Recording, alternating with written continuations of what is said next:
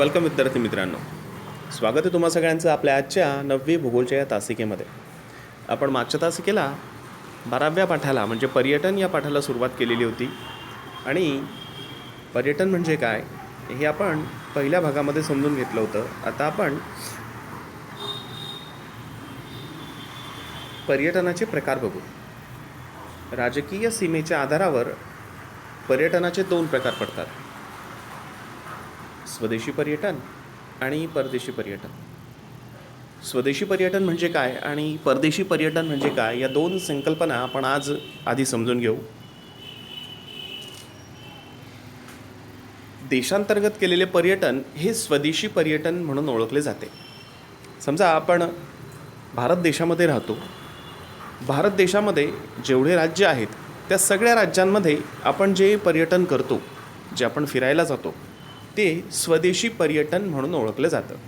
देशातल्या देशात स्वतःच्या देशामध्ये जेव्हा व्यक्ती पर्यटन करतो तेव्हा ते स्वदेशी पर्यटन म्हणून ओळखलं जातं.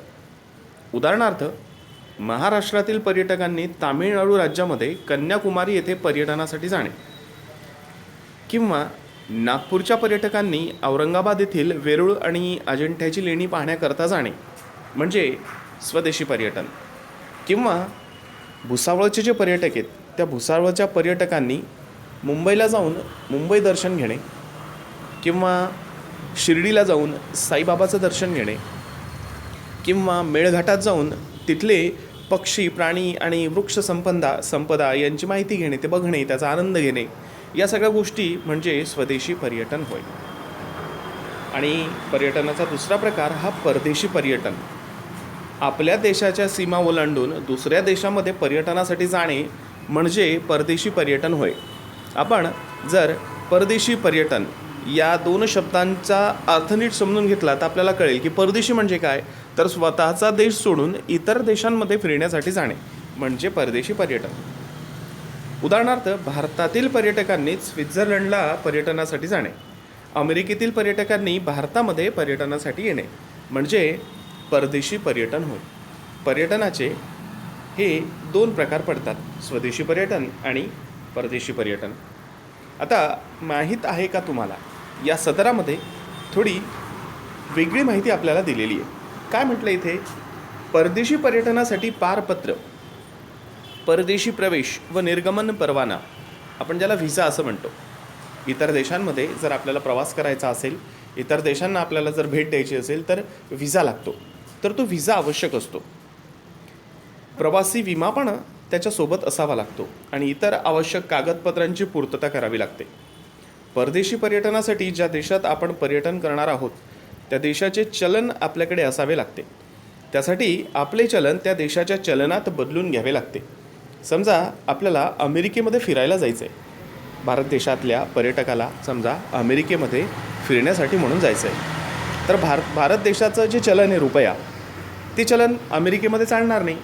मग काय करावं लागतं, तर भारत देशाचं चलन जे आहे रुपया, ते अमेरिका या देशाचं चलन डॉलर, तर डॉलरमध्ये आपल्याला चलन बदलून घ्यावं लागतं.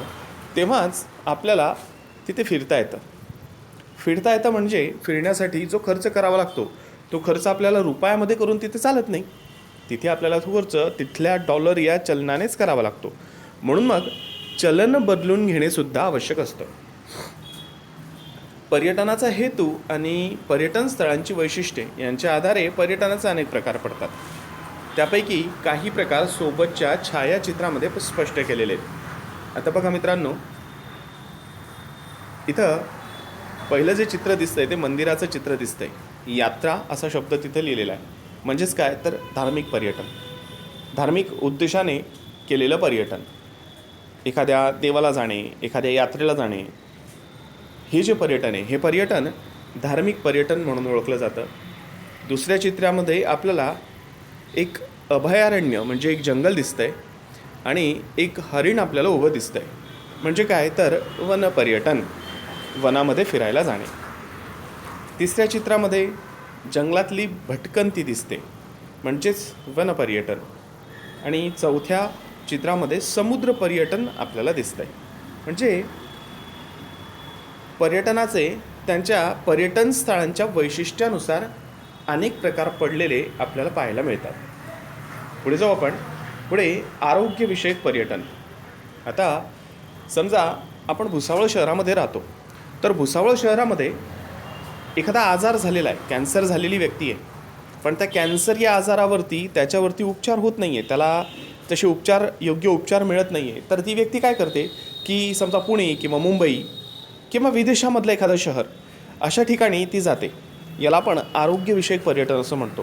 म्हणजे डॉक्टरची ट्रीटमेंट घेण्यासाठी म्हणून एक शहर सोडून दुसऱ्या शहरामध्ये आपण जातो आणि ते ट्रीटमेंट घेतो, काही कालावधीसाठी जातो. त्याला आपण आरोग्यविषयक पर्यटन असं म्हणतो. साहसी खेळ, एकाच देशामध्ये किंवा एक देश सोडून दुसऱ्या देशामध्ये विशिष्ट अशा उद्देशासाठी म्हणून आपण फिरायला जातो. मग समुद्राखालील जीवसृष्टी असेल त्याचाही आनंद आपण घेतो. पुढचं माहीत आहे का तुम्हाला, या सदरामध्ये एक मनोरंजक माहिती आपल्याला दिलेली आहे. आधुनिक भ्रमणध्वनीमध्ये उपलब्ध असलेली GPS यंत्रणा किंवा GPS उपकरणाचा वापर पर्यटनासाठी मोठ्या प्रमाणावर केला जातो. जेव्हा लोक फिरायला जातात तेव्हा मोबाईलचा खूप उपयोग होतो, कारण या मोबाईलमध्ये GPS टेक्नॉलॉजी असते. म्हणजे आपल्याला आपण नेमकं कोणत्या ठिकाणी आहोत आणि आपल्याला दुसऱ्या ठिकाणी जर जायचं असेल तर ते ठिकाण कोणत्या दिशेला आहे, किती किलोमीटर आहे, रस्ता कसा आहे, रस्ता कोणकोणते रस्ते उपलब्ध आहेत, रेल्वे मार्ग उपलब्ध आहे, त्यानंतर रोड मार्ग उपलब्ध आहे, अशी माहिती, वेगळी माहिती आपल्याला या GPS उपकरणाच्या माध्यमातून मिळते. यासाठी आपण मोबाईलमध्ये असलेल्या गुगल मॅपचा वापर करून हे GPS तंत्रज्ञान वापरतो. या यंत्रणेतील नकाशामुळे आपण नेमके कुठे आहोत हे कळते. आपणास कुठे जायचं आहे हे ठरवल्यावर त्या ठिकाणी पोहोचण्याकरता विविध पर्यायी रस्ते, अंतर, वाहनाच्या प्रकारानुसार लागणारा वेळ, वाटेतील सुविधा, या सगळ्या गोष्टींची माहिती आपल्याला या मोबाईलमधल्या गुगल मॅप्स या ॲप्सच्या मदतीने मिळते. हे ॲप्स कोणत्या प्रणालीवर चालतं? GPS प्रणालीवरती.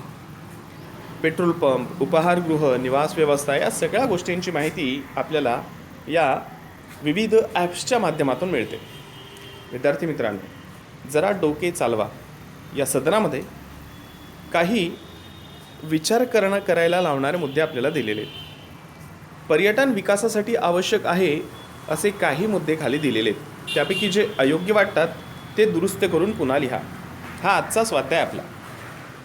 आधी आपण हे समजून घेऊ आणि मग स्वाध्याय म्हणून वहीमध्ये हे आपण लिहायचं आहे. काय करायचं आहे तर पर्यटन विकासासाठी आवश्यक असे काही मुद्दे खाली दिलेले आहेत. त्यातले काही योग्य आहेत आणि काही अयोग्य आहेत. म्हणजे अयोग्य आहेत ते आपल्याला सांगायचं आहे की ते अयोग्य काय आहेत. पहिला मुद्दा आहे, पर्यटन विकासासाठी देशातील लोकांचे आर्थिक उत्पन्न जास्त असले पाहिजे. चुकीचा मुद्दा आहे हा. पर्यटन जर करायचं आहे तर जवळ खूप पैसाच असला पाहिजे असं नाही, किंवा देशातील पर्यटनाचा जर विकास करायचा आहे तर लोकांकडे खूप पैसा पाहिजे असं नाही. पर्यटन आणि खूप पैसा याचा संबंध नाही. फक्त आपण नेमकं पर्यटनासाठी म्हणून जातो कुठे आहे, ते ठिकाण आपल्या घरापासून किती दूर आहे, ते आपल्या देशातलं आहे, आपल्या राज्यातलं आहे, आपल्या जिल्ह्यातलं आहे की परदेशातलं आहे, यावरून लागणारा आर्थिक खर्च हा ठरतो. खर्च येतो, पण मग खूप पैसा असला पाहिजे, खूपच जास्त उत्पन्न असलं पाहिजे असं काही नाही. कारण समजा एखाद्या श्रीमंताने ठरवलं की त्याला फिरायला जायचं आहे तर त्याच्या आर्थिक कुवतीनुसार तो विदेशातही फिरायला जाऊ शकतो. आणि एखाद्या गरिबाने ठरवलं की त्याला फिरायला जायचं आहे तर तो त्याच्या कुवतीनुसार जिथपर्यंत त्याला जाता येईल, जेवढा खर्च त्याला झेपेल तेवढा तो खर्च पर्यटनावरती करतो.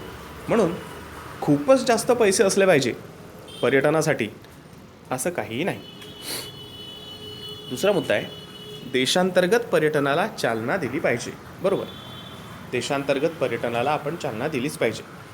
कारण आपल्या देशामध्ये बघण्यासारख्या इतक्या वास्तू आहेत, इतकी शहरं आहेत, इतके समुद्रकिनारे आहेत की जे आपण दरवर्षी ठरवलं की एक ठिकाण आपण करायचं तर आयुष्यभर पुरतील इतकी ठिकाणं आपल्या देशात आहेत. आणि त्यातून काय होणार आहे की आपल्या देशाच्या पर्यटनाला चालना मिळेल.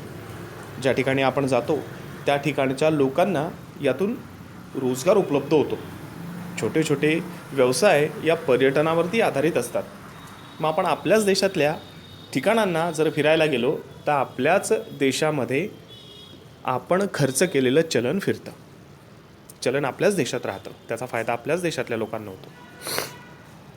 पुढचा मुद्दा आहे, इतर देशातील पर्यटकांवर बंदी आणली पाहिजे. हा चुकीचा मुद्दा आहे. इतर देशातील पर्यटकांवर बंदी आपण निश्चितच आणायला नको. कारण जेव्हा इतर देशातले लोक आपल्या देशामध्ये पर्यटनासाठी म्हणून येतात, तेव्हा ते आपल्या देशाला आर्थिक मदतच करतात. आपल्याला त्यांच्याकडनं आर्थिक उत्पन्न प्राप्त होतं. म्हणून मग इतर देशातील पर्यटकांवर आपण बंदी निश्चितच आणली नाही पाहिजे. पुढचा मुद्दा आहे, देशाचा सांस्कृतिक वारसा जतन केला पाहिजे. बरोबर, आपल्या देशाचा सांस्कृतिक वारसा आपण निश्चितच जतन केला पाहिजे. दुसऱ्या देशांच्या संस्कृतीचा मान राखला पाहिजे. हे पण बरोबर आहे. आपण जर दुसऱ्या देशामध्ये फिरायला जातो तर आपण तिथल्या संस्कृतीचा मान हा राखलाच पाहिजे. पुढचा मुद्दा आहे आपला, पर्यटन व्यवसायासाठी शासकीय सवलती आणि प्रोत्साहन दिले पाहिजे. हा मुद्दा पण बरोबर आहे. कारण जर शासकीय सवलती आणि प्रोत्साहन जर पर्यटन व्यवसायाला मिळालं तर मग त्या ठिकाणापर्यंत पर्यटक येतात. आता समजा आपण जळगाव जिल्ह्यामध्ये राहतो, भुसावळ शहरामध्ये आपण राहतो. मग आपण मनुदेवी या एका धार्मिक पर्यटन क्षेत्राचा जर विचार केला, आपण जर तिथले त्या मंदिरापर्यंत जाणारे रस्ते जर खराब असले तर आपण तिथपर्यंत जाऊ शकत नाही, आणि जर रस्ते चांगले असले तर आपण तिथपर्यंत जाऊ शकतो. यातून काय होतं की त्या मंदिराला सुद्धा आर्थिक प्राप्ती होते. म्हणजेच काय तर पर्यटन व्यवसायाला प्रोत्साहन आणि शासकीय सवलती म्हणजे काय तर तिथल्या सुविधा वाढल्या पाहिजेत. सुविधा वाढल्या की मग त्या पर्यटन क्षेत्राचा लाभ घेण्यासाठी म्हणून लोक लांबून येतात. पुढचा मुद्दा आहे, आंतरराष्ट्रीय खेळातील सहभाग वाढला पाहिजे. बरोबर आहे, वाढला पाहिजे. दोन देशांमधले संबंध त्यातून सुधारतात. पुढचा मुद्दा आहे, जाहिरातींद्वारे पर्यटनास चालना दिली पाहिजे. हा मुद्दा पण बरोबर आहे. कारण काही ठिकाणं अशी असतात की जे लोकांना माहिती नसतात. पर्यटनासाठी उत्तम ठिकाणं आपल्या आजूबाजूला असतात आणि आपल्याला ते माहिती नसतात. जर जाहिरात केली तर त्या जाहिरातीमधून आपल्याला ती पर्यटनाची ठिकाणं जी आहेत ती पर्यटनाची ठिकाणं आपल्याला माहिती होतात आणि म्हणून लोक मग त्या पर्यटनाच्या ठिकाणापर्यंत जातात. म्हणून जाहिरात हे निश्चितच झाली पाहिजे. पर्यटन स्थळांची निगा राखणे आवश्यक आहे. हा मुद्दा 100% बरोबर आहे. पर्यटन स्थळांची निगा आपण राखलीच पाहिजे. बऱ्याचदा काय होतं की शाळेची सहल आपली जाते आणि ज्या ठिकाणी आपण जातो त्या ठिकाणी आपण प्लास्टिकची कागदं फेकतो. काहीतरी घरून जेवणाचा डबा आणलेला असेल, त्यात प्लास्टिक असेल, त्यात काही वस्तू असतील की ज्या आपल्या वापरासाठी नसता, आपल्या वापर झाल्यानंतर आपण त्या टाकून देतो. त्यातून काय होतं, त्या ठिकाणाचं प्रदूषण वाढतं. किंवा भिंतींवरती आपण नावं लिहितो कोळशाने, खडूने किंवा एखाद्या पिनाने म्हणा किंवा एखाद्या शस्त्राने, छोटीशी चाकू आपण घेऊन जातो कधी असं होतं आणि आपण नावं लिहितो. तर त्याने सुद्धा पर्यटन स्थळ खराब होतं. आणि म्हणून या गोष्टी आपण टाळल्या पाहिजेत आणि पर्यटन स्थळांची निगा आपण राखली पाहिजे. पुढचा मुद्दा आहे, विविध क्षेत्रात योगदान देणाऱ्या प्रसिद्ध व्यक्तींच्या वास्तूंचे स्मारक म्हणून जतन केले पाहिजे. हो, हा मुद्दा पण बरोबर आहे. कारण त्या स्मारकामध्ये त्या ज्या प्रसिद्ध व्यक्ती असतात त्या प्रसिद्ध व्यक्तींचं जीवनचरित्रसुद्धा मांडलेलं असतं आणि यातून आपल्याला प्रेरणा मिळते. म्हणून अशा प्रसिद्ध व्यक्तींचं वास्तूंचं स्मारक हे निश्चितच जतन केलं पाहिजे की ज्यातून आपल्याला प्रेरणा मिळते. पुढचा मुद्दा आहे, पर्यटनासाठी सेवा सुविधांचा विकास झाला पाहिजे. बरोबर मुद्दा आहे हा. कारण जर सेवा सुविधा असतील तरच आपण तिथपर्यंत जाऊ शकू. समजा एखादं पर्यटन स्थळ आहे, त्या पर्यटन स्थळापर्यंत जाण्यासाठी जर चांगला रस्ता असेल तर आपण तिथे जाऊ शकू. तिथं मुक्कामाच्या चांगल्या सोयी असतील तर आपण तिथे राहू शकू. तिथे खाण्यापिण्याच्या सोयी असतील तर आपण तिथला मुक्काम 1 दिवस न करता 2 दिवस करू. म्हणजेच काय तर तिथल्या लोकांनासुद्धा त्यातून रोजगार प्राप्त होतो. म्हणून सोयी सुविधा या असल्याच पाहिजे. पुढचा मुद्दा आहे, पर्यटन संस्थांवर बंदी घातली पाहिजे. हा चुकीचा मुद्दा आहे. पर्यटन संस्थांवर बंदी अजिबात घालायला नको. पुढचा मुद्दा आहे, या व्यवसायाला भरपूर वाव आहे. खरोखर या व्यवसायामध्ये भरपूर व्हावे. एखाद्याने जर ठरवलं की पर्यटन क्षेत्रामध्ये करिअर करायचं, तर या पर्यटन क्षेत्रामध्ये करिअर करण्यासाठी भरपूर व्हावे. फक्त आपल्याला तो समजून घेतला पाहिजे. अनेक क्षेत्र आहेत यामध्ये खाण्यापिण्याच्या सुविधा पुरवता येतात. यामध्ये वाहन व्यवस्था जी आहे ती वाहन व्यवस्था पुरवता येते आणि इतरही अनेक मार्ग, व्यवसायाचे मार्ग पर्यटन या क्षेत्रामध्ये आहेत. थोडक्यात या व्यवसायामध्ये करिअर म्हणून भरपूर व्हावे. पर्यटन हा अदृश्य स्वरूपाचा व्यापार आहे. बरोबर आहे, पर्यटन हा अदृश्य स्वरूपाचा व्यापार आहे. व्यापाराचे 2 प्रकार आपण मागच्या पाठांमध्ये पाहिलेले आहेत, दृश्य व्यापार आणि अदृश्य व्यापार. जेव्हा आपण 10 रुपये देऊन एखादी वस्तू दुकानातनं विकत घेतो, तो असतो दृश्य स्वरूपाचा व्यापार. पण जेव्हा आपण सेवा विकत घेतो, म्हणजे आपण डॉक्टरकडे जातो आणि डॉक्टरकडनं आपण स्वतःवरती इलाज करून घेतो, तो असतो अदृश्य स्वरूपाचा व्यापार. आपण शाळेमध्ये जाऊन शिकतो, तो असतो अदृश्य स्वरूपाचा व्यापार. शिक्षण हा सुद्धा अदृश्य स्वरूपाच्या व्यापारामध्येच मोडलं जातं. त्यानंतर आपली चप्पल तुटली असेल, बूट पॉलिश करायची असेल रस्त्याने जाताना, तर आपण ती चप्पल तुटलेली शिवून घेतो. त्यानंतर ते बूट पॉलिश करून घेतो आणि त्याच्या बदल्यात आपण पैसे देतो. असा हा जो सेवा व्यवसाय आहे, हे सेवा व्यवसाय अदृश्य व्यापारांमध्ये मोडतात. तसंच पर्यटन हा सुद्धा सेवा व्यवसाय की जो अदृश्य व्यापारामध्ये मोडतो. पुढचा मुद्दा आहे, पर्यटकांसाठी सर्व प्रकारच्या सोयीसुविधा विकसित केल्या पाहिजे. बरोबर आहे, जर सोयीसुविधा असतील तरच पर्यटक त्या पर्यटन स्थळाला भेट देतील. जर सोयीसुविधा नसतील तर पर्यटक भेट द्यायला येणार नाही. पुढचा मुद्दा आहे, देशाच्या अर्थव्यवस्थेला पर्यटनाचा कोणताही फायदा होत नसतो. हे चुकीचं आहे. कारण कोणत्याही देशाला बाहेरच्या देशातले पर्यटक जे येतात फिरण्यासाठी म्हणून, तर ते त्यांच्या देशाचं चलन देऊन जातात आणि म्हणून अर्थव्यवस्थेला त्याचा फायदाच होतो. ब्राझीलसारखे अनेक देश या जगाच्या पाठीवर आहेत की ज्या देशांची पर्यटन हीच सगळ्यात मोठी अर्थव्यवस्था त्या देशाची आहे. म्हणून पर्यटनाचा आपल्या देशाला हा फायदाच होतो, नुकसान त्याच्याने होत नाही. पुढचा मुद्दा आहे, इतर स्थळांची सुप्त क्षमता विकसित केली पाहिजे. बरोबर आहे, त्याशिवाय ते ठिकाण इतरांना माहिती होणार नाही. आणि शेवटचा मुद्दा आहे, गड किल्ल्यांचा विकास केला पाहिजे. हा बरोबर मुद्दा आहे. जर गड किल्ल्यांचा विकास केला तरच तिथे लोक येऊ शकतील, पर्यटक तिथे येऊ शकतील आणि त्या देशाचा जो समृद्ध असा इतिहास आहे, तो समृद्ध असा इतिहास तेव्हाच लोकांना माहिती पडेल.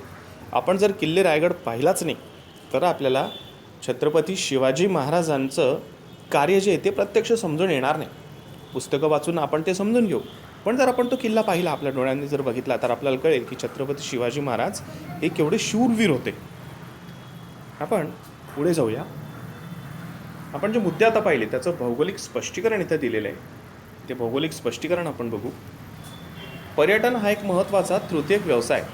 व्यवसायांचे प्रकार पडतात, प्राथमिक व्यवसाय, द्वितीयक व्यवसाय आणि तृतीयक व्यवसाय. तर पर्यटन हा तृतीयक व्यवसायांमध्ये मोडतो की ज्याला आपण सेवा व्यवसाय असंही म्हणतो. या व्यवसायातून प्रदेशाच्या नैसर्गिक, सामाजिक, सांस्कृतिक स्थितीची ओळख जगाला होते. देशी पर्यटकांप्रमाणेच अनेक परदेशी पर्यटक प्रदेशातील विविध ठिकाणांना भेटी देतात. त्यामुळे देशाच्या अर्थव्यवस्थेत परकीय चलनाची भर पडते. या फायद्याशिवाय पर्यटन स्थळांचा विकास होणे, तेथील लोकांना रोजगार उपलब्ध होणे इत्यादी चांगल्या गोष्टी घडतात. पर्यटनाचं महत्त्व लक्षात घेऊन स्थानिक रहिवासी प्रदेशातील निसर्गाचं, संस्कृतीचं जतन करण्याबाबत सजग बनतात. पर्यटनाच्या विकासासाठी विविध माध्यमांतून जाहिराती केल्यास पर्यटन व्यवसायाची वाढ होण्यास मदत होते. एकूणच पर्यटन हा महत्त्वाचा असा तृतीयक व्यवसाय की ज्या व्यवसायातून एखाद्या प्रदेशाची नैसर्गिक, सामाजिक, सांस्कृतिक स्थितीची ओळख जगाला होते. जेव्हा परदेशी पर्यटक आपल्या देशामध्ये येतात तेव्हा आपल्या देशाला विदेशी चलन त्यातून प्राप्त होतं आणि त्या पर्यटन स्थळांचा विकास व्हायला सुद्धा मदत होते. जे स्थानिक लोक असतात, एखाद्या पर्यटन स्थळाला राहणारे स्थानिक लोक जे असतात त्यांनासुद्धा लहान मोठे रोजगार यातून उपलब्ध होतात. आणि म्हणूनच पर्यटन व्यवसाय जो आहे तो पर्यटन व्यवसाय हा अत्यंत महत्त्वाचा वाव असलेला असा व्यवसाय की ज्या व्यवसायाची जर जाहिरात केली तर त्यातून हा पर्यटन व्यवसाय वाढण्यासाठी सुद्धा मदत होते. ठीक आहे विद्यार्थी मित्रांनो, आज थांबू आपण इथे आणि आपल्या पुढच्या तासिकेला भेटू.